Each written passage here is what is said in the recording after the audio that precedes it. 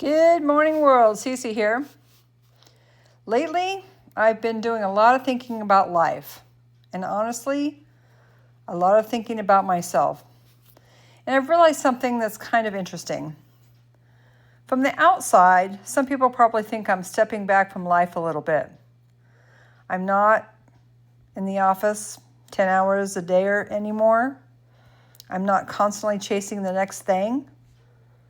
I'm not trying to control every little detail of everything around me the way I used to. And honestly, for most of my life, I lived in survival mode and achievement mode.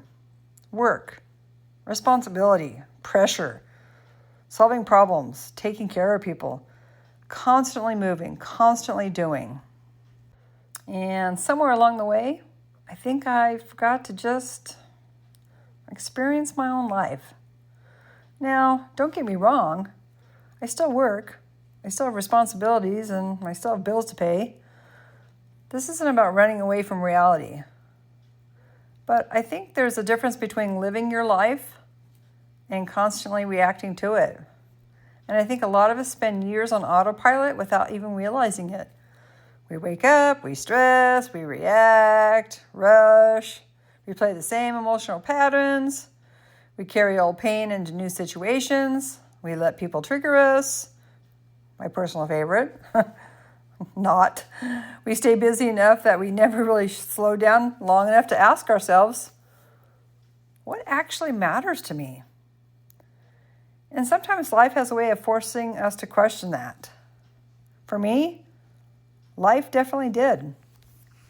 I've gone through loss and health issues and divorce and business stress and rebuilding and grief and relationships that hurt me and moments where I honestly didn't know what the next chapter of my life was supposed to look like.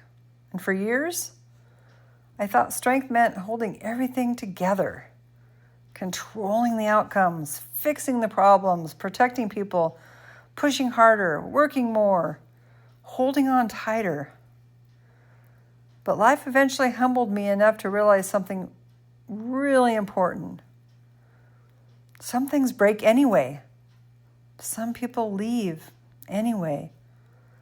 Some chapters end anyway.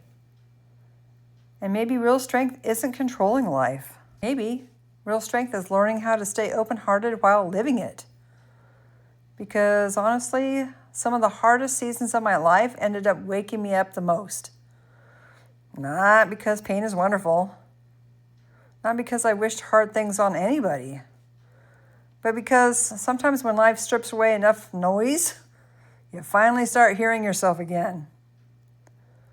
And maybe that's true for all of us, not just myself. I think sometimes we try so hard to protect ourselves and even protect the people we love from falling, failing, hurting, struggling. But the truth is, growth usually comes through experience.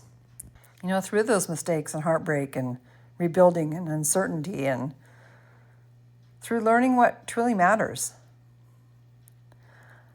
I don't think we grow because life is always easy. I think we grow because life eventually asks us deeper questions. And lately, I've realized something else. I actually enjoy slowing down a little. Not slowing down because I'm giving up or I'm lazy. Slowing down because for the first time in a long time, I'm starting to pay attention to my own thoughts and my own patterns and my peace. What drains me and what fills my soul back again, I'm learning that happiness isn't always found in constant achievement. Sometimes it's found in quiet mornings in the ocean and good conversation and your dog's laying next to you, laughing until your stomach hurts, or simply feeling present inside your own life again. And I still don't have life figured out. Trust me, not even close.